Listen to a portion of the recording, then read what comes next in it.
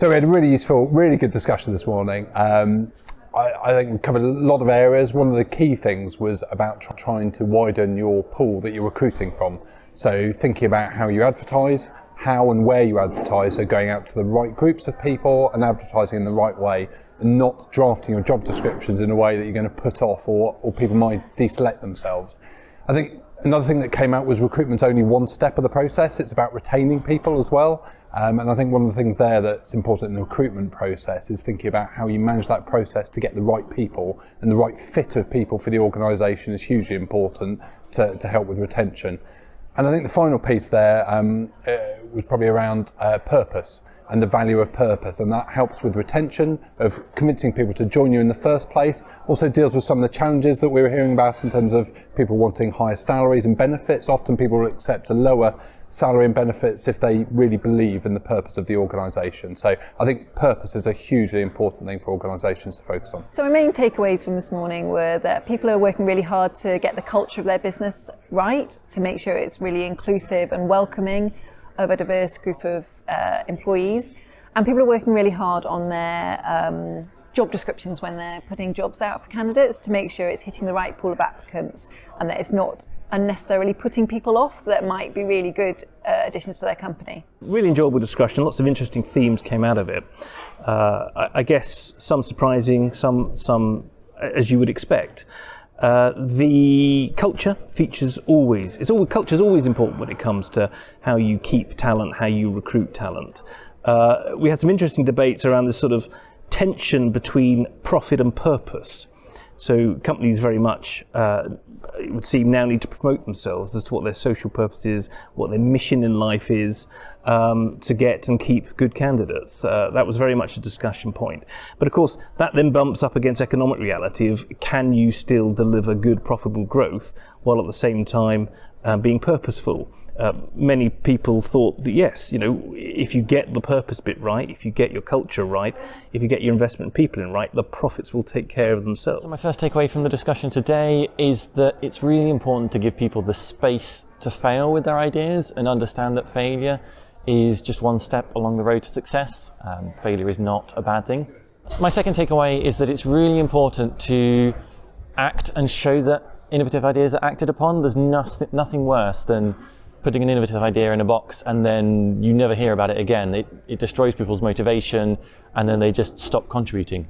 So yeah, show that you care and show that you value the effort that people have put into their ideas. Yeah, my third and I would say most important takeaway is that it's really important to have diversity of thought and diversity of background in the voices around the table when you are discussing innovation. If you all think the same way, if you all come from the same background, then you're really limited in the scope of the ideas that people will come up with. Whereas if you have people who maybe have never even been involved in the scenario that you're discussing, they'll come up with really left field ideas, wacky ideas, that's where the real innovation comes from. My top takeaway is the variety of challenges that people are facing in the information security world. Be it the different systems, knowing which brands to choose, knowing that there are big systems that have been compromised in recent times. And then you've got the people, the training aspect, communication, keeping on top, keeping up to date with all the different challenges.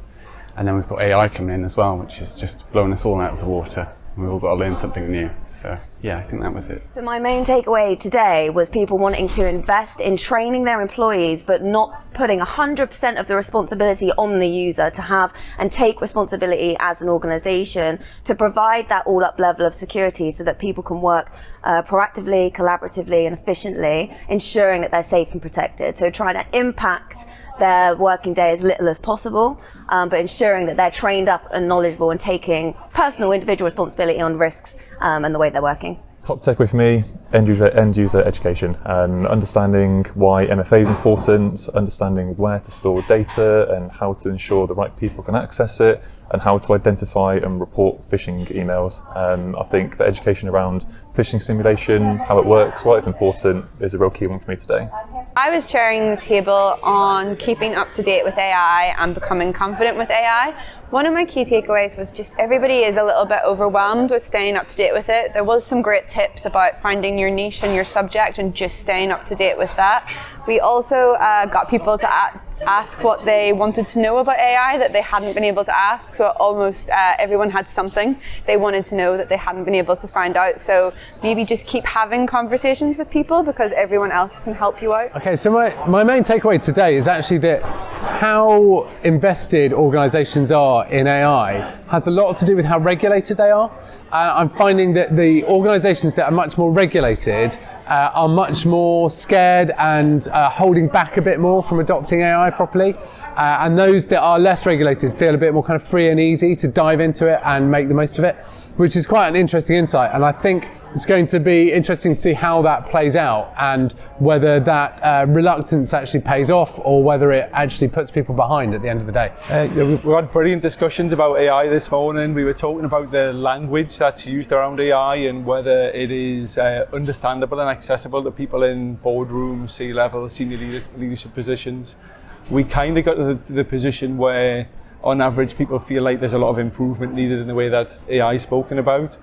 So being conscious around sometimes the phrase powered by AI, sometimes that is a powerful statement and that's something that people in those senior positions want for the organisation. It's an aspiration and it's a strengthening part of the conversation.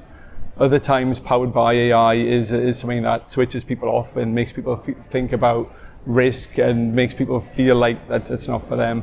And we need to get to a point where we're talking more about outcomes from AI rather than talking about artificial intelligence itself. Yeah, the discussions this morning were really interesting. Range of adoption of AI across the board, I think. Mainly up to how enthusiastic individuals were on AI was how well adopted it was in their organisation. But what was really interesting is very, very, very little formal training from individuals' organisations. And I think that's something that needs to be worked on in the future. There's a huge opportunity there to teach people how to use AI responsibly. We were talking about sustainable technology and what it means to individuals and organisations. The key takeaway was it feels like understanding and implementing sustainable technology starts with mindset, and you can embrace it as a small charity organisation or in a much larger organisation. Then we can start addressing what technology is going to be sustainable for our planet, what are our processes, and basically how can we then influence others to be more sustainable. But everyone was already doing something, and that was a major achievement, I felt, for Bristol and for Bristol Tech Fest and for Ghyston. For me, my table was talking about the sustainable innovation in Bristol and around the area.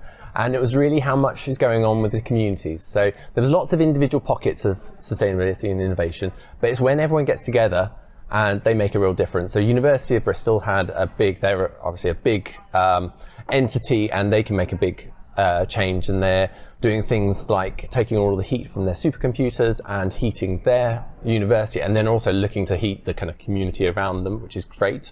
There was a community out in Lawrence Weston that has got together, and they've built the largest land-based wind turbine to generate electricity for their community, and they're actually looking to do some more, and there's things like that. So it's when people get together, they can make a real change, and that was what really came from those conversations. Yes, it's been really encouraging actually, to be honest, and it's great to just see so many different types of businesses at different stages of the sustainability journey, if you want to call it that. But yes, I've just loved sort of hearing the way that people are measuring across different businesses, you know, and some people have just started or haven't even thought about it yet, and there are some businesses that are really doing really robust kind of measurements, and you know, so it's good to be optimistic about where we're going with this, because I think we have to be, you know, considering kind of the lack of legislation that's coming from government at the moment, and obviously the U-turns that have been in the news, but I think people really are sort of positive and want to make, you know, the strides in the right direction, and that's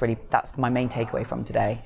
I think my top takeaway is that there's so much enthusiasm that there were so many people in this room so early in the morning. I think on our table we were talking about funding innovation. It was clear that there is so much innovation happening in Bristol, and that businesses are able to get access to grant funding. They're able to use R&D tax credits. When they do get that funding, it really does what it's supposed to do, and it helps them to invest more in R&D. I think there's a need for more information and more support for those businesses to be able to access different forms of financing.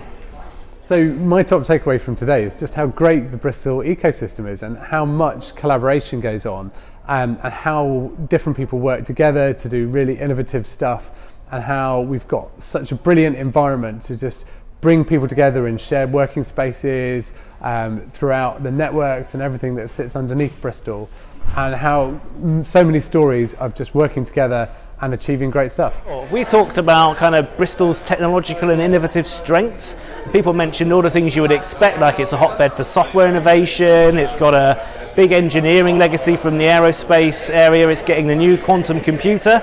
But the one thing that everyone brought it back to was the kind of availability and mix of talent in Bristol that makes it a really, really exciting place to work and a real hotbed of innovation, because people are coming in from all different directions and they're all connecting to create brand new things. My top takeaway from this morning, so my table was about sustainable innovation, and I was just amazed by the amount of projects being worked on in Bristol that fit within sustainable innovation. There were people using corporate fundraising to invest in social impact businesses. There was a guy working on an irrigation system to make food production more efficient. Well, the list goes on.